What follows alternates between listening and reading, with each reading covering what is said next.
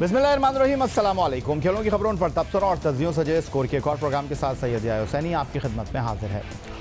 Pakistan cricket में कब किसका सूरज तुलू होगा और कब किसका सूरज गुरूब हो जाएगा, इसका फैसला बोर्ड में फैसला साजों की सोच और पसंद से बड़ा गहरा ताल्लुक़ है।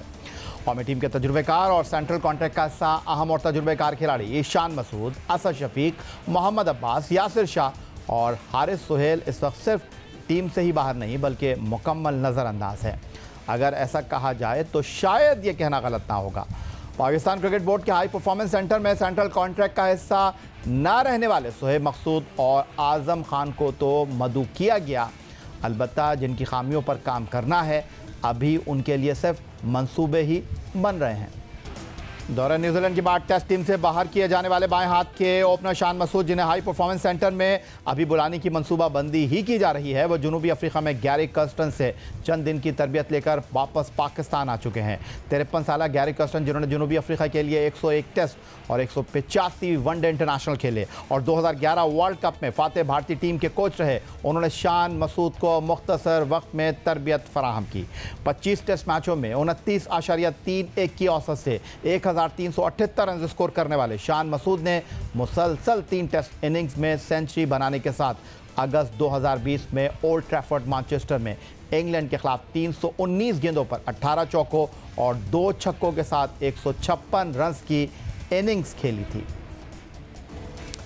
दाएं हाथ से लेग ब्रेक गेंद करने वाले जाहिद महमूद पाकिस्तान के टेस्ट क्रिकेटर नंबर 244 होंगे। Harare sports club cricket ground पर जुमेरात से शुरू होने वाले 2 टेस्ट पर मुश्तमिल सीरीज़ के पहले टेस्ट मैच में जाहिद महमूद टेस्ट डेब्यू कर रहे हैं। 20 मार्च 1988 को सिंध के शहर दादू में आंख खोलने वाले जाहिद महमूद 33 साल 40 दिन की उम्र में टेस्ट क्रिकेटर बनेंगे। 49 फर्स्ट क्लास मैचों में 36.76 की औसत से 144 विकेट हासिल करने वाले जाहिद महमूद ने फर्स्ट क्लास डेब्यू नवंबर 2009 में हैदराबाद की जानिब से खेलते हुए नियाज स्टेडियम हैदराबाद में मुल्तान के खिलाफ किया था। 10 साल फर्स्ट क्लास क्रिकेट खेलने वाले जाहिद महमूद ने 14 फरवरी 2021 को कदाफी स्टेडियम लाहौर में जनूबी अफ्रीका के खिलाफ T20 डेब्यू पर 4 ओवर्स में 40 रन के एवज 3 विकेट की परफॉर्मेंस पेश की थी।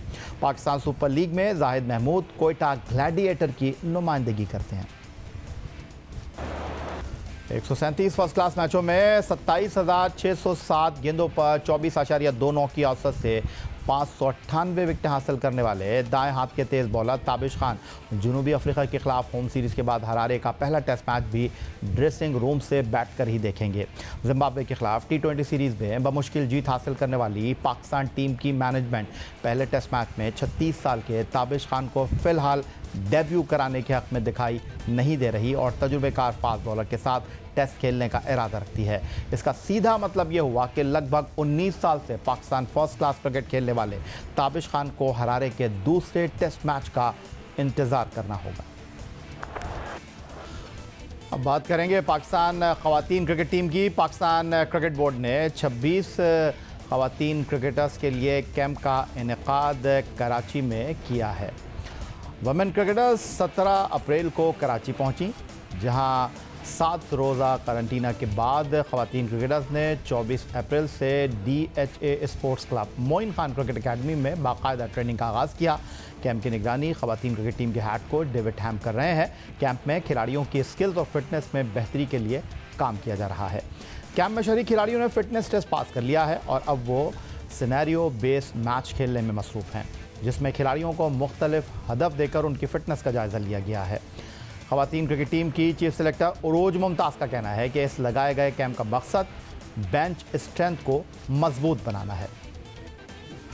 देखिए, ऑब्वियसली कोविड की वजह से बहुत सारी हमारी एक्टिविटीज़ स्टॉप रही। बहुत सारी एक्टिविटीज़ जो पिछले साल की प्लान थी वो ऑब्वियसली गिवन सर्कमस्टांसेस की वजह से नहीं हो सकी। इन टाइम ऑब्वियसली हमारे कोविड पॉलिसीज़ पे हमें ऑब्वियसली एक आइडिया हो गया कि किस तरह से चीज़ें हमने करानी। तो इट वॉज़ वेरी इंपॉर्टेंट कि जो हमारी स्ट्रेंथ है, जो बेंच स्ट्रेंथ है या जो हमारे इमर्जिंग पूल है, उसमें काफ़ी टाइम से कोई एक्टिविटी नहीं की थी। तो एक safe and secure environment it was very important कि जो मॉडर्न डे क्रिकेट है और जिस माइंडसेट से हम पाकिस्तान क्रिकेट को आगे लेके जाना चाह रहे हैं, उसके अंदर ये जो इमर्जिंग लॉट है इसको हम एक अपॉर्चुनिटी दें to showcase their talent, specially with the national coaching staff. अब गुफ्तगू के लिए हमारे साथ मौजूद हैं पाकिस्तान ख़वातीन क्रिकेट टीम की नंबर 1 ऑलराउंडर और ऑस्ट्रेलिया की ख़वातीन बिग बैश लीग में पाकिस्तान की नुमाइंदगी करने वाली वाहिद खातून खिलाड़ी निदा डार, जो कि वीडियो लिंक पर हमारे साथ मौजूद हैं। खुशामदीद कहेंगे निदा को, लेकिन कबल इसके कि हम निदा के साथ गुफ्तगू की शुरुआत करें, उनके बैनुल-अक़वामी क्रिकेट करियर पर एक निगाह डाल लेते हैं। निदा डार पाकिस्तान ख़वातीन टीम में बतौर ऑलराउंडर नुमाइंदगी करती हैं। निदा डार के बैनुल-अक़वामी करियर पर अगर हम निगाह डालें तो ऑलराउंडर ने 77 वनडे इंटरनेशनल मैचों में टीम पाकिस्तान की नुमाइंदगी करते हुए 6 निफ सेंचुरियों की मदद से 1051 रन स्कोर किए और बॉलिंग में 71 विकेटें हासिल कर रखी हैं, जहां 15 रन के एवज 4 विकेट उनकी बेहतरीन बॉलिंग परफॉर्मेंस रही। वनडे के बाद अब बात करते हैं निदा डार के T20 करियर की। निदा डार ने बतौर बैटर 4 निफ सेंचुरियाँ स्कोर करते हुए 1152 रन स्कोर किए। निदा डार की T20 क्रिकेट में विकेटों की तादाद की बात की जाए तो वहां निदा डार अपनी विकेटों की सेंचुरी करने से सिर्फ 1 विकेट की दूरी पर दिखाई देती हैं। T20 क्रिकेट में निदा डार का इकॉनमी रेट सिर्फ 5.40 है। गुफ्तगू की शुरुआत करेंगे पाकिस्तान की नंबर 1 ऑलराउंडर निदा डार से। निदा, कैसी चल रही है आपकी ट्रेनिंग माह रमज़ानुल मुबारक और घर से दूर क्रिकेट टीम की खिलाड़ियों के साथ मसरूफ़? सबसे पहले अस्सलाम वालेकुम यार भाई, क्या हाल चाल है आपके? वालेकुम अस्सलाम, मैं बिल्कुल ठीक ठाक, आपको भी रमज़ान बहुत बहुत मुबारक।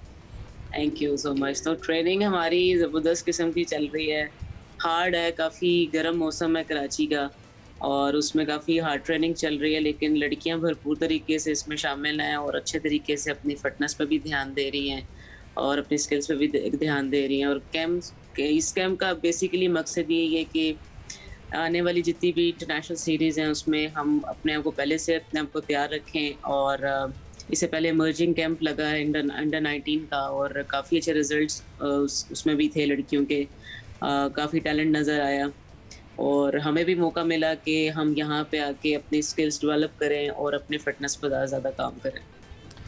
निदा, जब हम बात करते हैं खेल के हवाले से तो ऑफ सीज़न कैंप की, ऑफ सीज़न ट्रेनिंग की बहुत ज़्यादा अहमियत है और ये भी आपका एक ऐसा ही कैंप है। तो इस कैंप से आप किस तरह अपने आप को फ्यूचर में जो है वो तैयार करने के हवाले से कहेंगी? या भाई, हमें जब भी मौका मिलता है पाकिस्तान में खेलने का या डोमेस्टिक कोई भी खेलने का या कोई भी ऐसा कैंप होता है जिसमें स्किल्स डेवलपमेंट का काम हो रहा होता है, ये सारा स्पेशली फिटनेस पे ऑफ सीजन पे काम होता है, तो वो हमेशा से इंटरेस्टिंग रहा है। हमेशा से आपको एक्स्ट्रा एफर्ट करने का टाइम मिलता है वहाँ पे और स्पेशली आपको विद इन जो भी हमारी लड़कियाँ 25-30 लड़कियाँ हैं उनके साथ काम करने को भी मिलता है और वो ऐसी क्रीम है जिसके साथ एक्चुअली आप काम करके बहुत कुछ सीखते भी हो एक दूसरे से और एक दूसरे को बताते भी हो। तो ज़बरदस्त किस्म की ये ट्रेनिंग चल रही है और अभी जो हमारे कोचेज़ हैं डेविड भी है और हमारे ट्रेनर हैं ड्रिकिस, जो जिनकी वजह से अभी हमने अपने आप को बहुत ज़्यादा फिटनेस पे भी काम करने का मौका मिला उनके साथ। और यही वो दिन है जब हम अपने आप को इम्प्रूव करेंगे अपने स्किल्स पे भी काम करके और आगे इंशाल्लाह ताला जितनी भी सीरीज़ आएंगी दिन ब दिन हम यही कोशिश करते हैं कि 1% भी बेटर होंगे तो हम आगे अच्छे रिजल्ट दे सकेंगे।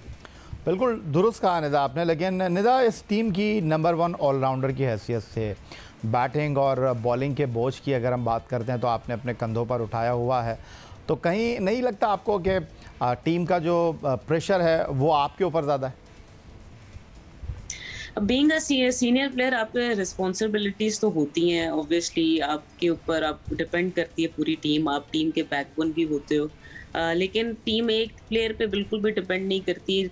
5-6 ऐसे प्लेयर्स होते हैं जो हमेशा एक दूसरे को लेके चलते हैं और टीम उन पे ही डिपेंड करती है। बीइंग ऑलराउंडर मेरी हमेशा से यही ख्वाहिश रही है कि पाकिस्तान के लिए जितनी भी क्रिकेट खेलूं, पाकिस्तान को जितवाऊं मैचेस और अपनी परफॉर्मेंस के वजह से भी और अपने जो मेरा एक्सपीरियंस है उनसे अगर मैं लड़कियों भी अगर इंस्पायर कर सकूं ताकि और भी लड़कियां आ सकें पाकिस्तान के लिए और टैलेंट इस तरह ही हम एनहांस कर सकते हैं, बढ़ा सकते हैं। तो मेरी यही कोशिश होती है, जितनी रिस्पॉन्सिबिलिटी भी मुझे मिलती है, चाहे छोटे पैच पे मिले, चाहे एज अ बॉलर मिले, चाहे एज अ बैटर मिले, जहाँ भी मुझे रोल मिले मैं अपना रोल ज़रूर पाकिस्तान के लिए अदा करूँ जिससे पाकिस्तान को फ़ायदा ज़रूर हो। निदा डार इस वक्त हमारे साथ वीडियो लिंक पर मौजूद हैं और अगर इनकी कारकर्दगी की हम बात करते हैं तो हालिया दौरा जनूबी अफ्रीका में उन्होंने उम्दा कारकर्दगी का मुजाहरा किया। 3 मैचों की सीरीज़ में निदा डार ने 62 की औसत से 124 रन स्कोर किए, जहां सीनियर बैटर ने 2 निफ सेंचुरियां स्कोर करते हुए पाकिस्तान की दूसरी कामयाब बैटर होने का एजाज़ हासिल किया। निदा, अभी इस कैंप में आप लोग पहुंचे नहीं थे कि ये ख़बर मंजर आम पर आई कि पाकिस्तान की नंबर 1 बैटर, पाकिस्तान ख़वातीन क्रिकेट टीम की कैप्टन बिस्मा मारूफ जो है, उन्होंने क्रिकेट से ब्रेक ले लिया है। रिटायरमेंट का उन्होंने ऐलान नहीं किया, लेकिन अपने घरेलू मसरूफियात के सबब उन्होंने क्रिकेट के खेल से अपने आप को अलग कर लिया है। तो ये आपकी ख़वातीन टीम के लिए कितना बड़ा धचका है? अब देखिए, हर एक की एक पर्सनल रीज़न होती है और पर्सनल रीज़न की वजह से कोई भी ब्रेक ले सकता है। ऑब्वियसली आपकी फैमिली आपके करियर से भी इवन फर्स्ट पहले आती है, तो ये उसका एक पर्सनल इशू था। जो भी उसकी वो, हम तो उसको मुबारकबाद देते हैं, शुक्र अल्हम्दुलिल्लाह, उसका एक नई ज़िंदगी स्टार्ट उसकी हुई। ऑब्वियसली एक सेट में एक बैट्समैन, हमेशा आपको रिस्पॉन्सिबिलिटी लेने वाला बैट्समैन, आपको पाकिस्तान का वो कप्तान जो हमेशा आपको एक अच्छा रिस्पॉन्स देता है, ऑब्वियसली उसकी कमी ज़रूर फील होती है। लेकिन जितना हम अभी इस टाइम टैलेंट देख रहे हैं और जिस टाइम इस तरह जो लड़कियां आ रही हैं और परफॉर्म कर रही हैं, इवन स्किल्स पे वो बहुत ज़्यादा काम कर रहे हैं और परफॉर्म भी कर रही हैं अपने फिटनेस को लेके भी। तो मेरा ख्याल है कि हम वो जल्द ही उस चीज़ को, जो गैप है, वो ज़रूर कवर कर लेंगे। और लड़कियां इतनी अपने आप को, उन्होंने ऑब्वियसली हर जगह पे अपने को मनवाना है, तो वो कोशिश यही करती हैं हर जगह पे कि हम एक से एक बढ़कर हम परफॉर्मेंस दें, ताकि किसी भी किस्म की, किसी भी वक्त हम किसी की कमी फील ना होने दें। तो मेरा ख्याल है कि उसकी जैसा बिस्मा हमेशा हमें परफॉर्म करके देती रही है, उस तरह की बहुत सारी ऐसी लड़कियां जो इंशाल्लाह वो गैप ज़रूर कवर करेंगी।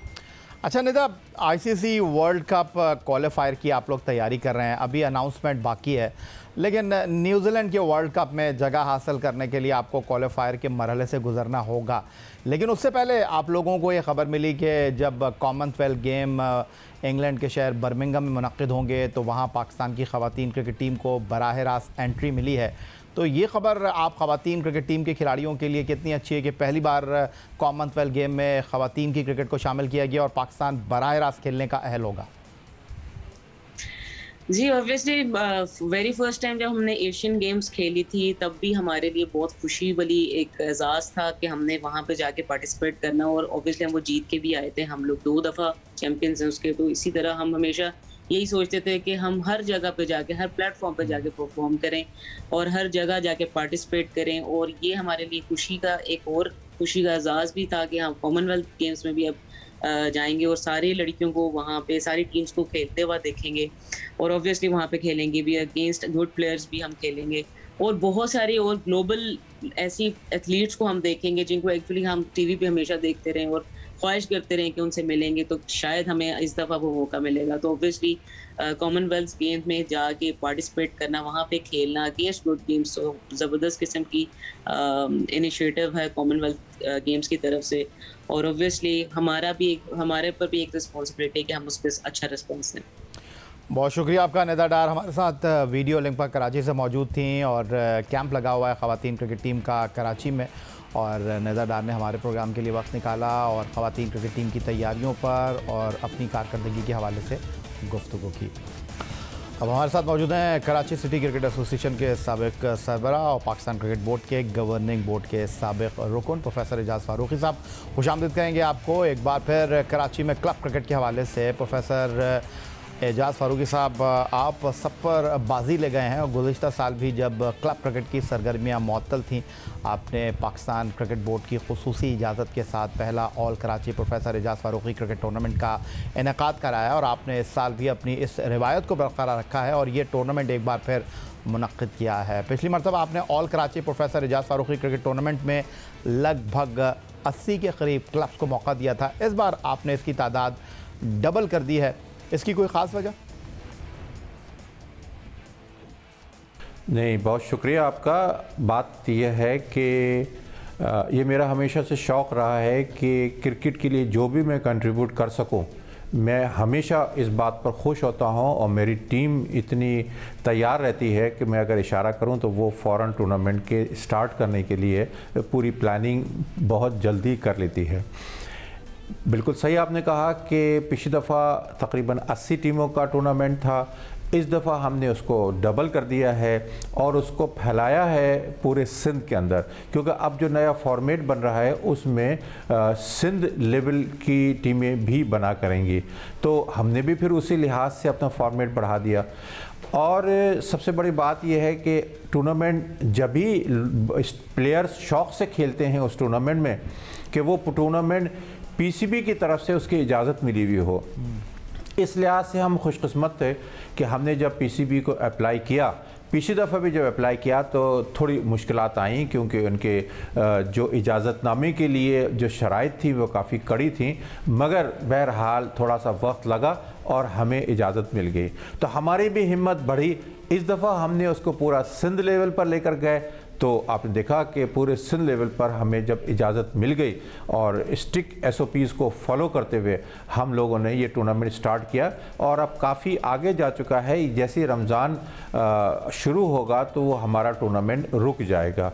वजह उसकी है कि ये 45 मिनट्स की एक इनिंग होती है, तो 2 इनिंग जब होती हैं तो प्लेयर रमज़ान में रोज़े में उनके लिए मुमकिन नहीं होता कि डे टाइम में वो उसको खेल सकें। तो हमने नाइट टूर्नामेंट का तो रखा ही नहीं है सिस्टम, तो इस वजह से पूरे रमज़ान ये ऑफ रहेगा हमारा और रमज़ान के बाद फिर जो रिमेनिंग मैचेस हैं वो इंशाल्लाह कंप्लीट करा देंगे और हमारा इस तरह से ये टूर्नामेंट पूरा मुकम्मल हो जाएगा। फ़ारूक़ी साहब, रमज़ानुल मुबारक तो शुरू हो चुका है और रमज़ानुल मुबारक के बाद आपका कितना दौरानिया और कितने मैचेस इस टूर्नामेंट के बाकी होंगे जो कि आपको रमज़ान के बाद मुनक्किद करवाने होंगे? तकरीबन समझ लिए कि हमारे आधे से ज़्यादा मैचेस तो हो जाएंगे रमज़ान से पहले, तो बाकी मैचेस जो हमारे बच जाएंगे वो फिर रमज़ान के बाद हम करा देंगे। तो इंशाल्लाह ये ज़्यादा से ज़्यादा 1.5 महीने के अंदर अंदर या ज़्यादा 2 महीने के अंदर अंदर ये पूरा टूर्नामेंट हमारा मुकम्मल हो जाएगा। हमें इसमें ये भी देखना होता है कि जब टूर्नामेंट चल रहा होता है तो उस दौरान में अक्सर जो टेस्ट प्लेयर्स हैं, जो इंटरनेशनल प्लेयर्स हैं, उनकी लिए भी हमें विंडो देखना होती है, तो वो पूरी प्लानिंग करना पड़ती है और फिर उसी हिसाब से हमें टूर्नामेंट को आगे लेके चलना होता है। और बहरहाल अल्लाह का बड़ा करम है कि वो बड़ा स्मूथ ये चल रहा है टूर्नामेंट। अभी तक किसी किस्म की इस टूर्नामेंट में रुकावट नहीं आई है। फ़ारूक़ी साहब, आखिरी मरतबा जब आपने ऑल कराची प्रोफेसर एजाज़ फ़ारूक़ी क्रिकेट टूर्नामेंट मुनक्किद कराया तो TMC के अलावा और ग्राउंड भी इस इवेंट के लिए मसरूफ़ अमल रहे और सिर्फ कराची के क्रिकेट क्लब इस टूर्नामेंट में हिस्सा ले रहे थे। इस मरतबा आपने सिंध भर से क्लब को इस टूर्नामेंट में शिरकत के लिए मदऊ किया है, तो क्या ख़ास बात है इस टूर्नामेंट की? सिंध भर के टूर्नामेंट या सिंध भर के क्लब इस टूर्नामेंट में पार्टिसिपेट कर रहे हैं, वो इवेंट के मैचेस अपने मैदानों पर खेल रहे हैं या वो कराची आकर इन मैचों को खेलते हैं? नहीं, वो ऐसा है। पहली बात तो ये कि कराची में भी हमारे पास जो है तकरीबन 7-8 ग्राउंड्स हैं जिन पर ये पूरा टूर्नामेंट चल रहा है, उससे भी हो सकता है ज़्यादा हो। और इंटीरियर सिंध में हैदराबाद, लाड़काना, सखर, ये इलाके ऐसे हैं और शिकारपुर, ये शहर ऐसे हैं कि जहाँ पर हमारा जो इंटीरियर की टीमें हैं वो एक शहर से दूसरे शहर जाकर वो खेलती हैं और इस तरह से वहाँ के तकरीबन तमाम मैचेस तकरीबन पूरे होने को हैं। एक आध मैच रह गया है, वो भी हो जाएगा।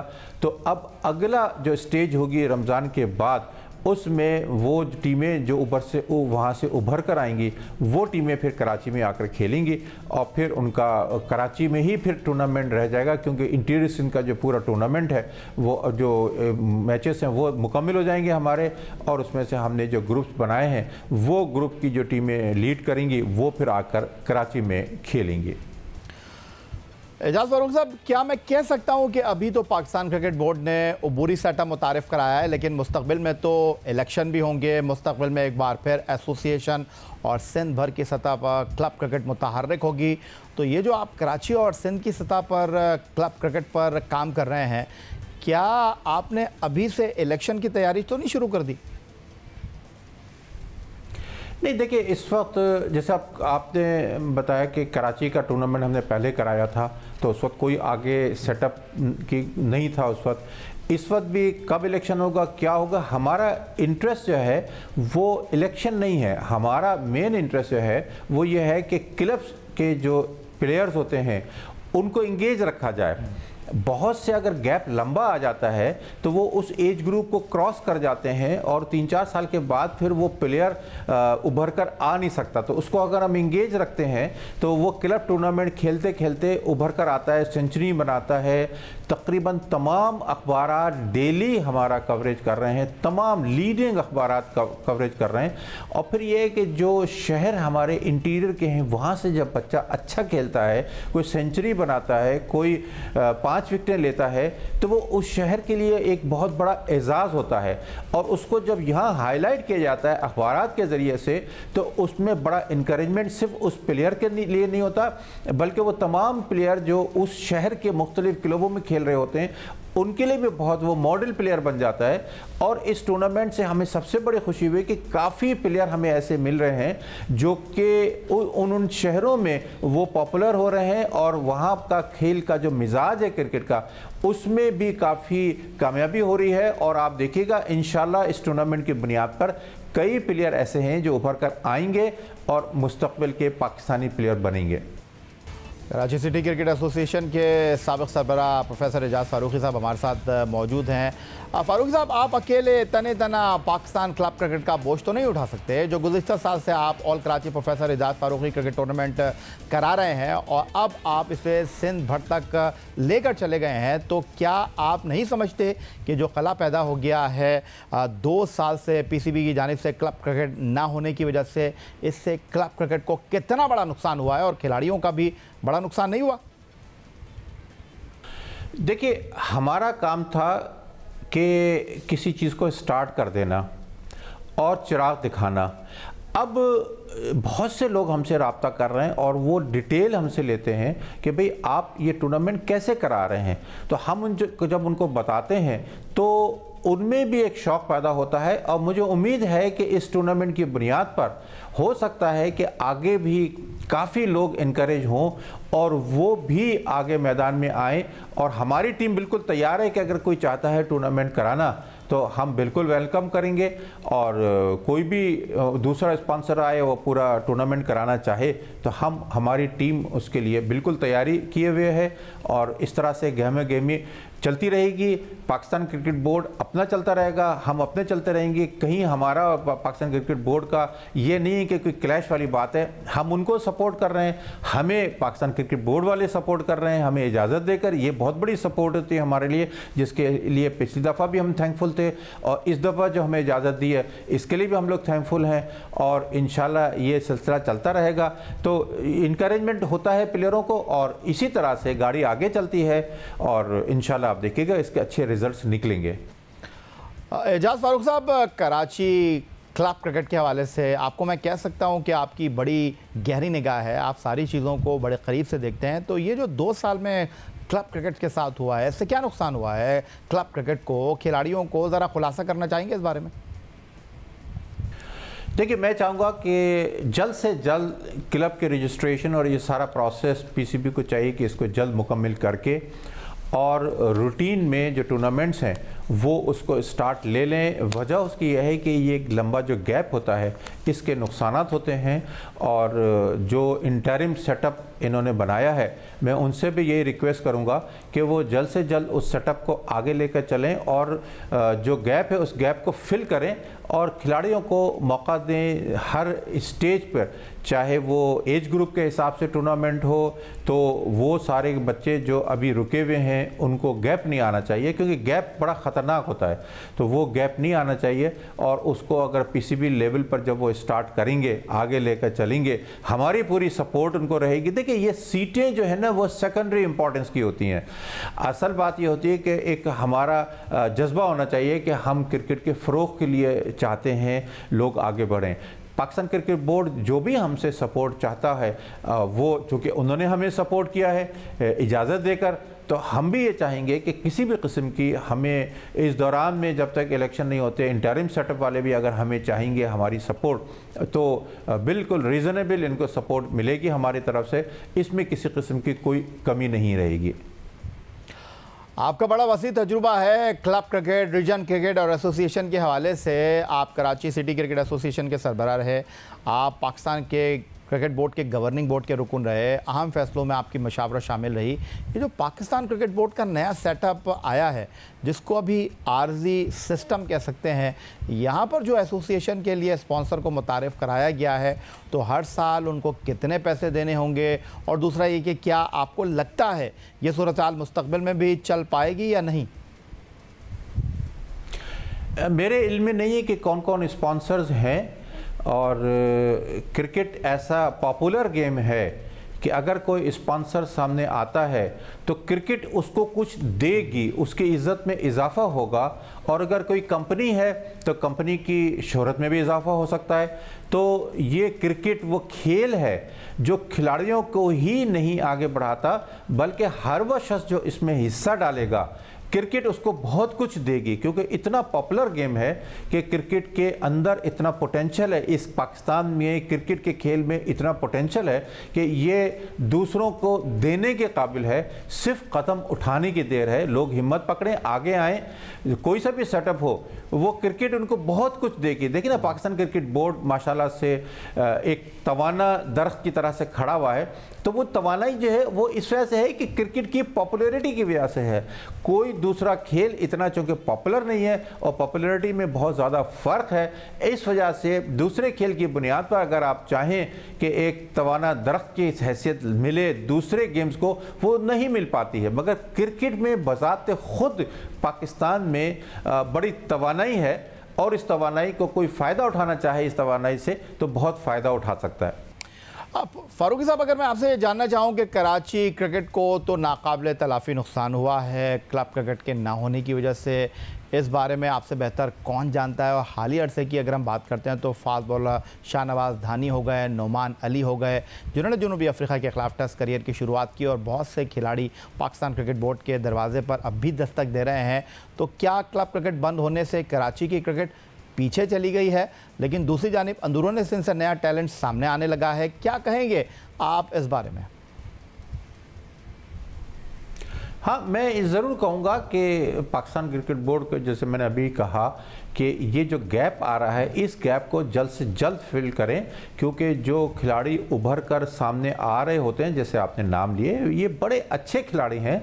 इनको जैसे ही मौका मिलेगा आगे आने का, तो वो खिलाड़ी भी, और इनके साथ साथ पीछे और भी खिलाड़ी हैं कई, वो भी आगे आना चाहते हैं। जो आगे जिनके नाम आ गए उनको तो पाकिस्तान क्रिकेट बोर्ड पैटर्नाइज भी कर रहा है, उनको पूरे मौके भी दे रहा है। मगर मैं तो पीछे भी लाइन देख रहा हूँ कि और भी बहुत से खिलाड़ी हैं जो क्लब क्रिकेट के थ्रू अपना परफॉर्मेंस देते हैं, अखबारात में आता है, और मुझे यकीन है कि जब वो अगले इस्टेब्लिश क्रिकेट टूर्नामेंट जो पाकिस्तान क्रिकेट बोर्ड के होंगे, उसमें भी जैसे ही वो परफॉर्मेंस दिखाएंगे तो आगे PSL में आने का मौका मिलेगा।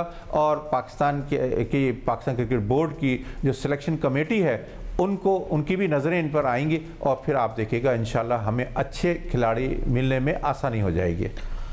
जाते जाते प्रोफेसर एजाज़ फ़ारूकी साहब, ये भी बता दीजिए, जब आपने पहली मरतबा ऑल कराची प्रोफेसर एजाज़ फ़ारूकी क्रिकेट टूर्नामेंट का इनेकाद किया, तो पाकिस्तान क्रिकेट बोर्ड के चीफ एग्जीक्यूटिव वसीम खान भी आपके टूर्नामेंट में बानफ्स नफीज़ मौजूद थे। उन्होंने आकर टूर्नामेंट को देखा भी, और पाकिस्तान क्रिकेट बोर्ड के साथ आपके बड़े अच्छे ताल्लुकात भी हैं। लेकिन क्या ये बात दुरुस्त है कि पाकिस्तान क्रिकेट बोर्ड ने इस उबूरी सेटअप में आपकी खिदमत हासिल करने की ख्वाहिश ज़ाहिर की थी और आपने इनकार कर दिया था, क्योंकि आप इंतखाबात के ज़रिए कराची क्रिकेट को एक बार फिर उरूज पर लाने की ख्वाहिश रखते हैं? नहीं, देखिए, मैंने कोई इसमें इंटरेस्ट भी शो नहीं किया, और ऐसी कोई बात हुई नहीं पाकिस्तान क्रिकेट बोर्ड की तरफ से या मेरी तरफ से, तो मैं उस पर क्या तबसरा करूं। और सच्ची बात है कि मैं तो हमेशा इंटरेस्टेड इस बात में रहा हूं कि अगर आना है तो इलेक्शन के ज़रिए आना है। तो अभी तो मैंने इलेक्शन के ज़रिए आने के बारे में भी अभी नहीं सोचा है, तो इंटरिम की तो बात दूर की है। और देखिए, इंटरिम जब आता है सेटअप, तो वो वही होना चाहिए जिनको आगे इलेक्शन लड़ने का कोई इंटरेस्ट ना हो। तो इन्होंने जो एक टीम बनाई है, अब वो इंटरिम सेटअप जो है वो जब तक रहेगा जब तक कि पूरा इलेक्शन हो नहीं जाता। तो जैसे इलेक्शन हो जाएगा जो लोग भी आएंगे वो क्रिकेट को आगे लेके चलेंगे, उनका एक सर्टेन पीरियड होगा और उस पीरियड की बुनियाद पर वो क्रिकेट को बाकायदा ऑर्गेनाइज तरीके से लेकर चलेंगे, क्योंकि इंटरिम सेटअप की कुछ लिमिटेशंस होती हैं, वो इतने ज़्यादा उसमें इनकरेजमेंट उनको नहीं मिल पाता है क्योंकि उनके साथ एक ठप्पा लगा होता है कि वो इंटरिम सेटअप के लिए आए हैं। तो बहरहाल जो इंटरेस्ट लेते हैं, जो उसको आगे बढ़ाना चाहते हैं, तो मुझे उम्मीद है कि जो इंटरिम सेटअप है वो ज़रूर कोशिश करेगा, उनको आगे बढ़ना चाहिए, हमारे और हर तरफ से उनको सपोर्ट भी मिलेगी और मुझे उम्मीद है कि इस तरह से क्रिकेट हमारी गहमा गहमी क्रिकेट की आगे बढ़ती रहेगी। बहुत शुक्रिया आपका professor Ejaz Farooqui, Karachi city cricket association के साबिक सरबराह, पाकिस्तान क्रिकेट बोर्ड के गवर्निंग बोर्ड के साबिक रुकन हमारे साथ मौजूद थे। पाकिस्तान में क्रिकेट एसोसिएशन के मुस्तकबिल, कराची में क्लब क्रिकेट और कराची क्रिकेटर्स के मुस्तकबिल के हवाले से गुफ्तगू कर रहे थे। यही आज का हमारा ये प्रोग्राम था। ट्विटर पर आप मुझे फॉलो कर सकते हैं, फेसबुक पर हमारा पेज score.geo, जहाँ जाकर आप इस प्रोग्राम के क्लिप्स एक बार फिर देख सकते हैं और आप हमें ईमेल कर सकते हैं, अपनी राय से आगाह कर सकते हैं score@geo.tv पर। इस दुआ उम्मीद इस तवक्को के साथ कि पाकिस्तान में खेल और खिलाड़ी तरक्की करते रहें। सैयद याहिया हुसैनी को स्कोर की पूरी टीम के साथ अगले प्रोग्राम तक के लिए इजाज़त दीजिए। अल्लाह हाफ़िज़।